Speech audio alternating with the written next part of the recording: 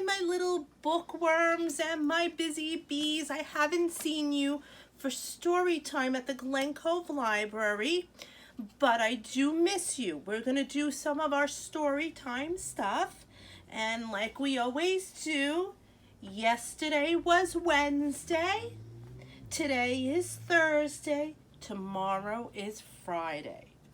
We don't have the bear to dress up, so we can't do that, but today is April 2nd, 2020. The season is spring with the flowers. The weather is probably cold and beautiful. And you can get books online at the database. Tell mom and dad about the census. To fill that out is very important. The book I'm going to read to you, and it's a chapter book, and I'm going to do a couple of sessions with it so you can follow along. Okay, the book that I picked was Bones, the Big Yellow Mystery that's the author, David A. Adler. The illustrator is someone that makes the beautiful picture. It's Barbara Jensen Newman. And the year that was created, like the year that you were born, is, let's see if we can find it, 2004. It's down here. So, Bones and the Big Yellow Mystery. The contents. Okay, ready? Chapter 1. My name is Bones. My name is Bones. Jeffrey Bones. I find clues and I solve the mystery.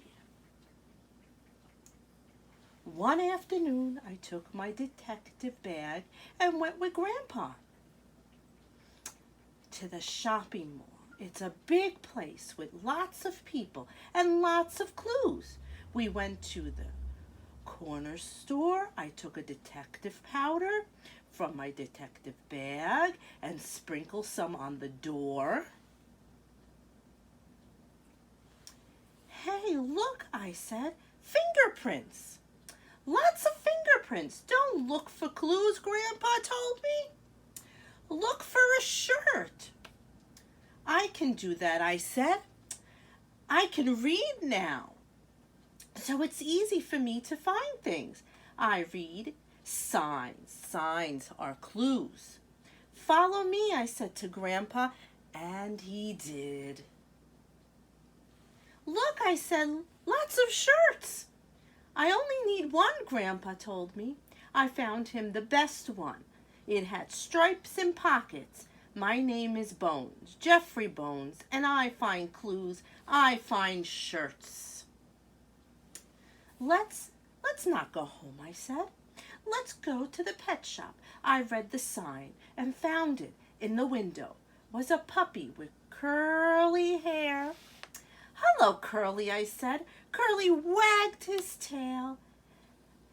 I took my bad man disguise from my detective bag. I pulled it out and walked back and forth, back and forth. Curly found me. Oops, sorry. I took off my disguise. He's a good detective dog, I said. He knows how to follow the bad guy. He likes you, Grandpa.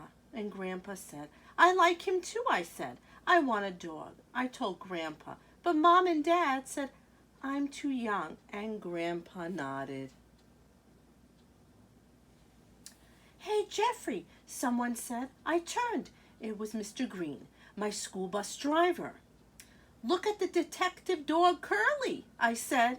Mr. Green looked at Curly, and I looked at Mr. Green.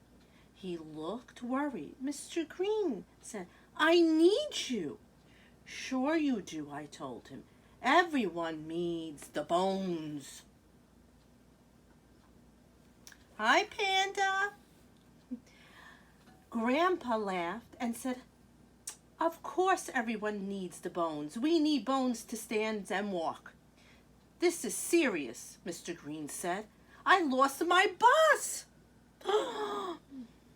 I need Jeffrey to find it. I took out my pad. The big yellow one with the wheels, I asked. Yes, Mr. Green said. I wrote the big yellow and wheels on my pad. A bus is a big thing to lose. I told Mr. Green, but don't worry. I find things. I find your bus. Maybe someone stole it. Mr. Green said, maybe someone did, I told him, and maybe not. I showed him my pad. I already have 3 clues. Big yellow wheels.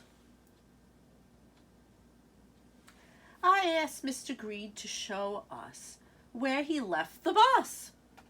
Sure, he said, come with me.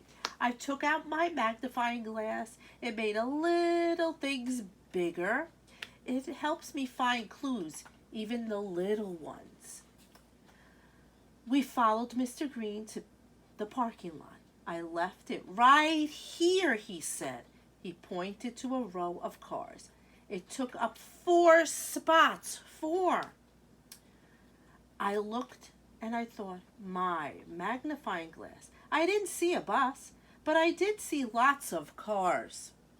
These cars are too big, I said. Put away your glasses, Grandpa said. Oh, without my glasses, the cars were not so big. Hey, I said, Grandpa, that's Grandpa's car, and I was right. But what about my bus? Mr. Green asked. It's not here, I said. I was right about that too. Okay, boys and girls, next week we'll pick up where we left off, chapter 3, Green for Mr. Green. Have a wonderful day. Miss you all. Bye.